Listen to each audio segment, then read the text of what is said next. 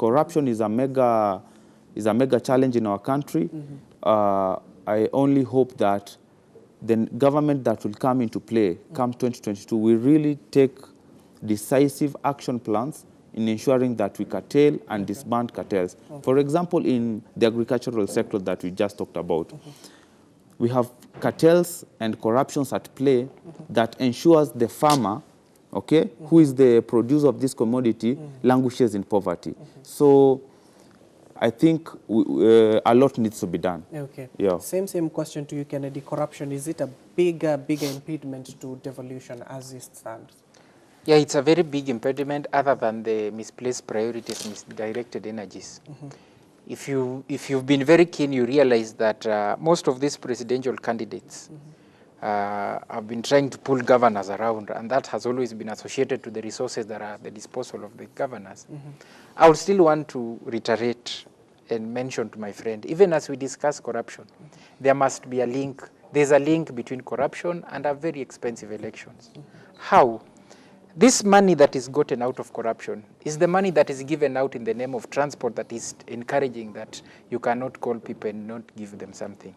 So if we shun the outlet, then there will be no pressure for the ins. Once we organize our politics in a clean, sober, ideological, and non-expensive way, so that we limit election spending to branding, marketing, branding materials and all, and we take away the handouts that are the greatest diluters of the political environment, we would have sorted that problem halfway. If you look at devolution, almost all the county governments have had scandals.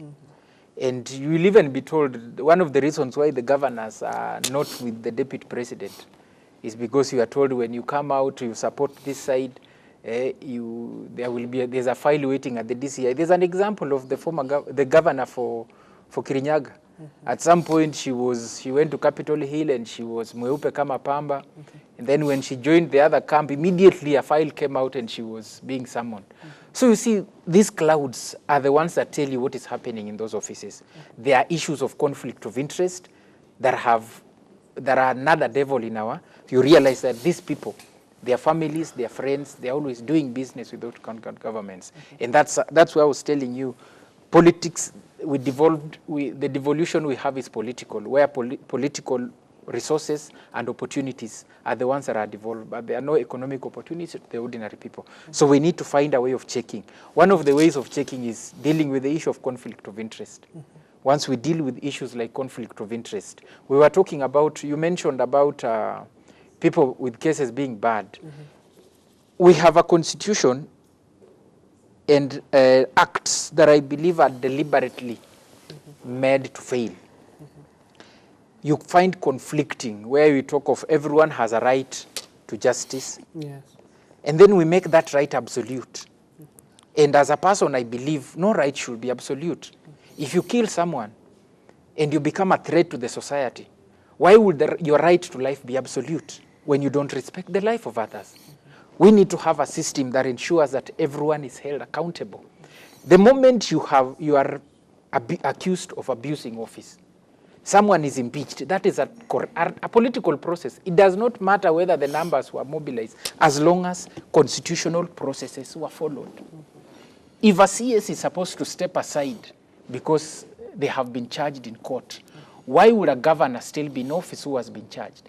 Why would I present myself for election when I have a pending case? And I don't want people to talk about the issue, oh, Trump charges. We need to have a system that ensures that all systems are functional enough to a point where, I'll give you an example of Rwanda. You will talk everything you say about Rwanda, but when it comes to issues like corruption, or most cases, before you are taken to court, you are held, they'll hold you for like 5 days and prepare everything. By the time they are taking you to court, they are not taking you to court to ask for time to detain you as they do investigations. They take you to court, they charge you, and the case proceeds because they have gathered everything. We have a system that looks like it's made to fail.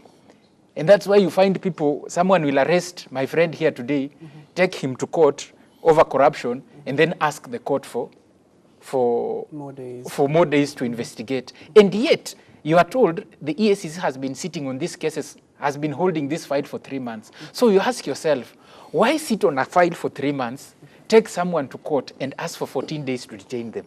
So once we eliminate the politics, and then that's where we also need to work on our laws to ensure that we have standalone laws, so that you cannot steal money meant for a hospital, kill our women who are supposed to give birth in those hospitals, and then stand and expect your right to life be absolute.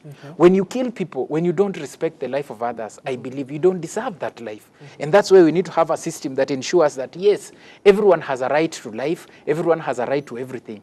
But the moment you as a person act in a manner that endangers the lives of other people or denies other people access to those rights, then you don't deserve to have that right in absolution. If you are a police officer or a soldier, if you abuse your office, what is likely to happen? You will kill people. A police officer on the street choosing to abuse his office can kill everyone on that street. Are you telling me that just because that police officer has a right to, he should stay in office because he has not been convicted? Why do we interdict police officers and teachers when they are suspected to have committed offenses before the process is complete, and yet we want to allow politicians to continue staying in office? Someone has a case. As a person, I believe, other than having that case, we need to have a system that expedites those cases, so that we need to handle these things in 6 months. 6 months maximum, we are done. So that if someone has a case, they have no reason being in office. They have no reason even contesting for office. We have a population of, we have an adult population of over 20 million. 20 million registered voters. All those 20 million registered voters qualify to hold those positions. We cannot hold the country at ransom. We cannot stall the lives of 20 million people because of the right of one person, even if it's me. We need to have a system that ensures that the moment you become a threat to the other people's enjoyment of their rights, you also don't deserve to have that right in absolute. And now as we wind up, I want to come back to you, Saddam, as we wind up, given that, of course, we have a few minutes to go. The governors are still asking for more money. We have established here that corruption is still a big problem. Should we send more money to them? You see, they are requesting for more money. As much as corruption is there, the devolved functions are not directly proportional to what we are getting as resources. You have 5 major functions, and when you do a balance check with the resources you have, there is a deficit.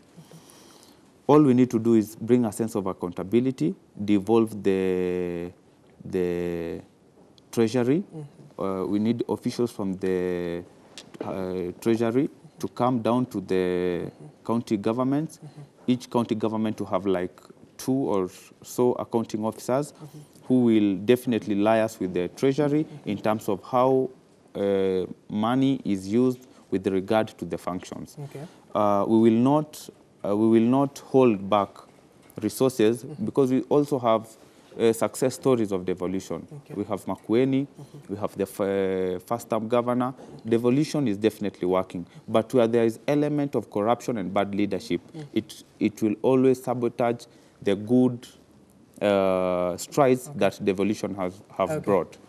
We are running out of time. I'm so sorry, Kennedy, you won't have your last say, given that, of course, we have run out of time. But next time, of course, this is a matter we'll continue discussing, given that devolution is very trivial as to what Kennedy and Saddam are talking about. It is trivial for this particular country since its inception early back in 2013. Kennedy Odway, a political analyst, Saddam Gashir, the same, a political analyst. Thank you so much, gentlemen, for coming this particular afternoon. We do hope that you have gotten something out of the conversation that we have been having since morning. And of course, that marks the end of our show. But tomorrow we'll be discussing the devolution itself, the conference, and what has it done for the youth, the majority voters in the country, given that you have just heard from Saddam as well as Kennedy, there's 75% of them. What has devolution done for the young people in this particular country as we head to the 2022 polls? Don't go too far. I'll be up next with the 1 p.m. bulletin.